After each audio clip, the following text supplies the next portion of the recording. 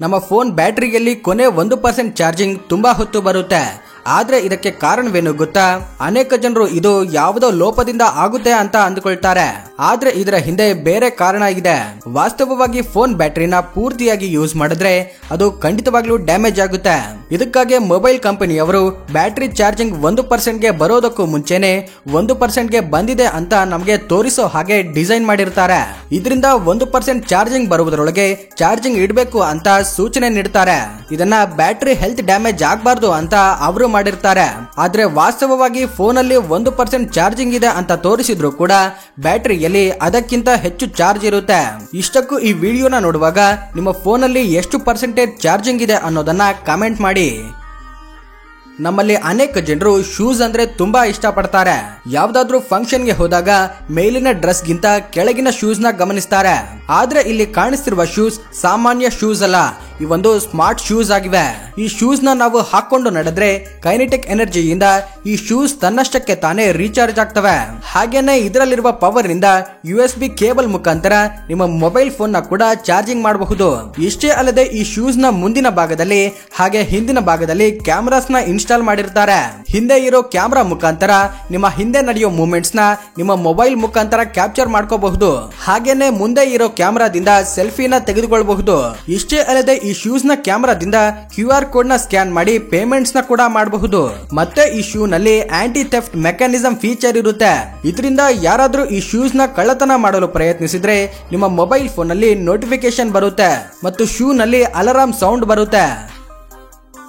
Friends, ನೀವು ಟಿವಿಗಳಲ್ಲಿ news ಪೇಪರ್ಗಳಲ್ಲಿ ಕೆಲವೊಂದು ವಿಚಿತ್ರವಾದ ಕೋರ್ಟ್ ಕೇಸ್ಗಳನ್ನ ನೋಡಿರ್ತೀರಾ. ಆದ್ರೆ ನಾನೀಗ ಈ ಪ್ರಪಂಚದಲ್ಲಿ ರಿಜಿಸ್ಟರ್ ಆದ ಕೆಲವೊಂದು ಫನ್ನಿಯೆಸ್ಟ್ ಕೇಸ್ಗಳನ್ನ ಹೇಳ್ತೇನೆ.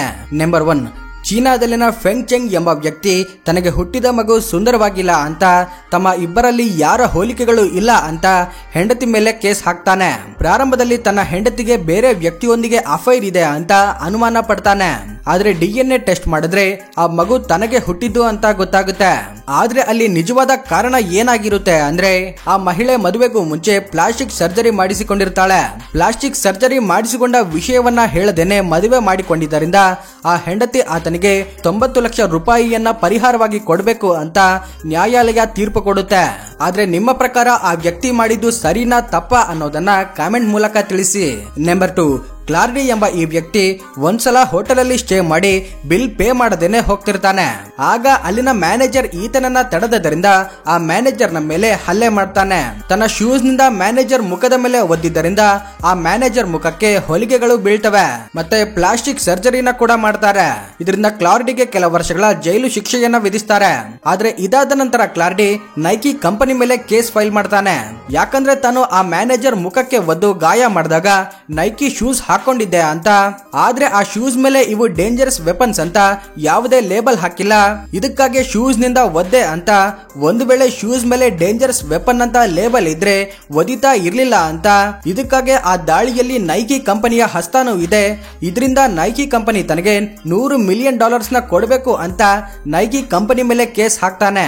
ಆದ್ರೆ ಕೋರ್ಟ್ ಅಲ್ಲಿ ಶೂಸ್ ಮೇಲೆ ಶೂಸ್ ಎಂಬ ಲೇಬಲ್ ಇರುತ್ತೆ ಆಗ್ಲಿ ಡೇಂಜರಸ್ ವೆಪನ್ ಲೇಬಲ್ ನ ಹೇಗೆ ಹಾಕ್ತಾರೆ ಅಂತ ಕೋರ್ಟ್ ಆ ಕೇಸ್ನ ಒಡೆದು ಹಾಕುತ್ತೆ.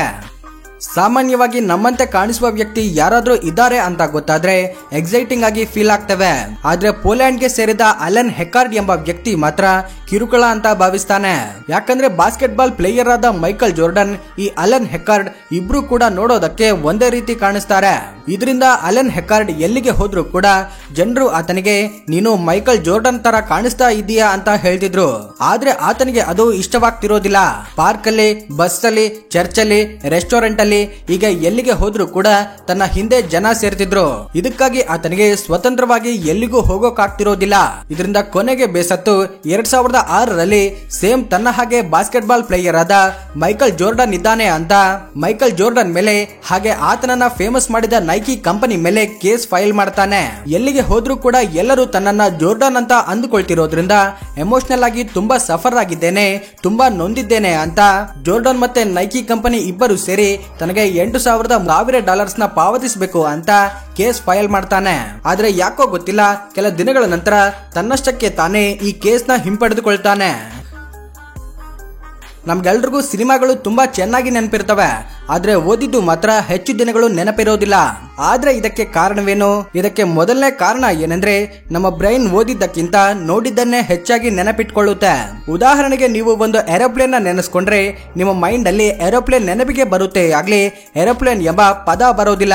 ಹಾಗೇನೆ ಬಿಲ್ಡಿಂಗ್ ಅಂದ್ರೆ ಬಿಲ್ಡಿಂಗ್ ನ ಚಿತ್ರ ನೆನಪಾಗುತ್ತೆ, ಆಗ್ಲಿ ಬಿಲ್ಡಿಂಗ್ ಎಂಬ ಪದ ಬರೋದಿಲ್ಲ. ಅಂದ್ರೆ ನಮ್ಮ ಬ್ರೈನ್ ಪಿಕ್ಚರ್ ನ ಸುಲಭವಾಗಿ ಸ್ಟೋರ್ ಮಾಡಿಟ್ಕೊಳ್ಳುತ್ತೆ, ನಂತರ ಕಾಂಟೆಂಟ್ ನ ಸ್ಟೋರ್ ಮಾಡ್ಕೊಳ್ಳುತ್ತೆ. ಸೊ ನಾವು ಏನನ್ನಾದ್ರೂ ನೆನಪಿಟ್ಕೊಳ್ಬೇಕು ಅಂದ್ರೆ ಆ ಡೇಟಾನ ಪಿಕ್ಚರ್ ಆಗಿ ಕನ್ವರ್ಟ್ ಮಾಡಿ ನಮ್ಮ ಬ್ರೈನ್ ಅಲ್ಲಿ ಸ್ಟೋರ್ ಮಾಡ್ಕೋಬೇಕು, ಆಗ ಅದು ಹೆಚ್ಚು ದಿನಗಳು ನೆನಪಲ್ಲಿರುತ್ತೆ.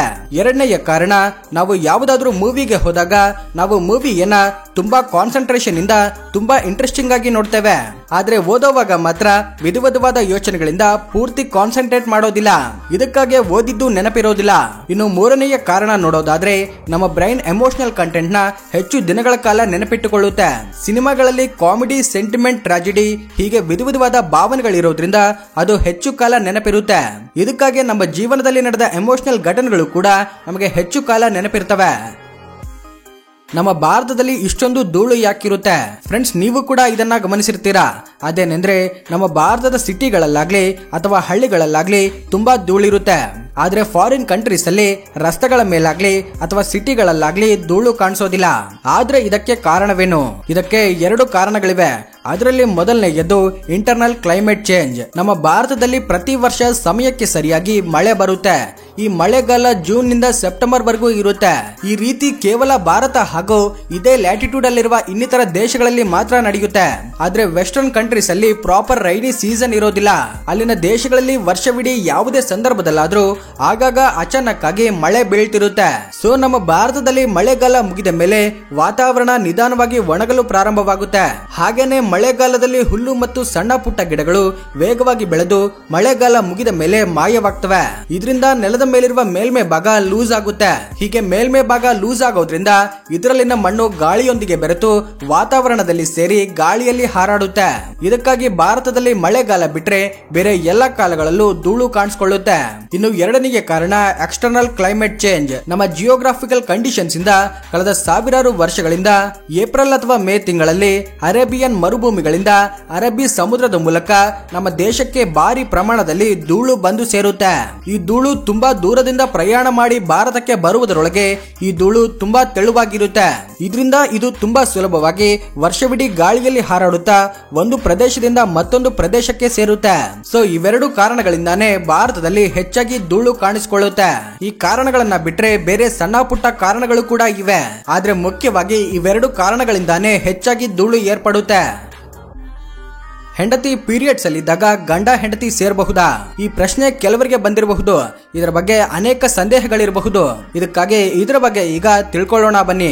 ಮೊದಲನೇದಾಗಿ ಪೀರಿಯಡ್ಸ್ ಅಲ್ಲಿದ್ದಾಗ ಇಬ್ರು ಸೇರಬಹುದು, ಆದ್ರೆ ಅದರಿಂದ ಕೆಲವೊಂದು ಲಾಭಗಳಿದ್ರೆ ಕೆಲವೊಂದು ನಷ್ಟಗಳು ಕೂಡ ಇವೆ. ಮೊದಲನೇದಾಗಿ ಲಾಭಗಳ ಬಗ್ಗೆ ಮಾತನಾಡೋದಾದ್ರೆ ಈ ಸಮಯದಲ್ಲಿ ಸ್ತ್ರೀಯರಿಗೆ ಮೆನ್ಸ್ಟ್ರುಯಲ್ ಕ್ರಾಂಪ್ಸ್ ಬರ್ತವೆ. ಋತು ಪ್ರಾರಂಭಕ್ಕೂ ಒಂದು ದಿನ ಮುಂಚೆ ಹೊಟ್ಟೆ ಕೆಳಗಡೆ ಗಟ್ಟಿಯಾಗಿ ಹಿಡಿದಂತೆ ಅಥವಾ ಎಳೆದಂತೆ ಆಗುತ್ತೆ. ನಂತರ ಪೀರಿಯಡ್ಸ್ ಟೈಮ್ ಅಲ್ಲಿ ಈ ನೋವು ಮತ್ತಷ್ಟು ಹೆಚ್ಚಾಗುತ್ತೆ. ಇದರೊಂದಿಗೆ ಹೊಟ್ಟೆಯಲ್ಲಿ ವಿಕಾರ, ತಲೆ ಸುತ್ತುವಂತಹ ಲಕ್ಷಣಗಳು ಏರ್ಪಡ್ತವೆ. ಸ್ತ್ರೀಯರಿಗೆ ಮುಟ್ಟಾಗುವ ಕ್ರಮದಲ್ಲಿ ಪ್ರತಿ ತಿಂಗಳು ಈಸ್ಟ್ರೋಜನ್, ಪ್ರೊಜೆಸ್ಟೆರಾನ್ ಪ್ರಮಾಣ ಕಡಿಮೆಯಾಗುತ್ತೆ. ಈ ಸಂದರ್ಭದಲ್ಲಿ ಇವರಿಗೆ ಹೊಟ್ಟೆಯಲ್ಲಿ ನೋವು ಹೆಚ್ಚಾಗುತ್ತೆ, ಜಾಸ್ತಿ ಕೋಪಗೊಳ್ತಾರೆ, ಮೂಡ್ ಸ್ವಿಂಗ್ಸ್ ಆಗ್ತವೆ. ಇದಕ್ಕೆ ಹಾರ್ಮೋನ್ಸ್ ಅಲ್ಲಿ ಆಗುವ ಬದಲಾವಣೆಗಳೇ ಕಾರಣ. ಸೆರೆಟೋನಿನ್ ಕಡಿಮೆಯಾಗುತ್ತೆ, ಎಂಡೋರ್ಫಿನ್ಸ್ ಕಾಣೆಯಾಗ್ತವೆ ಮತ್ತು ತೀವ್ರ ಮನೋವೇದನೆಯನ್ನ ಅನುಭವಿಸ್ತಾರೆ. ಆದ್ರೆ ಈ ಸಂದರ್ಭದಲ್ಲಿ ಗಂಡ ಹೆಂಡತಿ ಸೇರೋದ್ರಿಂದ ಎಂಡೋರ್ಫಿನ್ಸ್ ರಿಲೀಸ್ ಆಗ್ತವೆ, ಅವರ ಮೈಂಡ್ ಪೀಸ್ಫುಲ್ ಆಗಿ ಬದಲಾಗುತ್ತೆ. ಈ ಸಂದರ್ಭದಲ್ಲಿ ಇಬ್ರು ಸೇರೋದ್ರಿಂದ ಸ್ತ್ರೀಯರ ಪೀರಿಯಡ್ಸ್ ಕಡಿಮೆ ಅವಧಿಯಲ್ಲೇ ಮುಗಿಯುತ್ತೆ, ತಲೆನೋವು ಕೂಡ ಕಡಿಮೆಯಾಗುತ್ತೆ.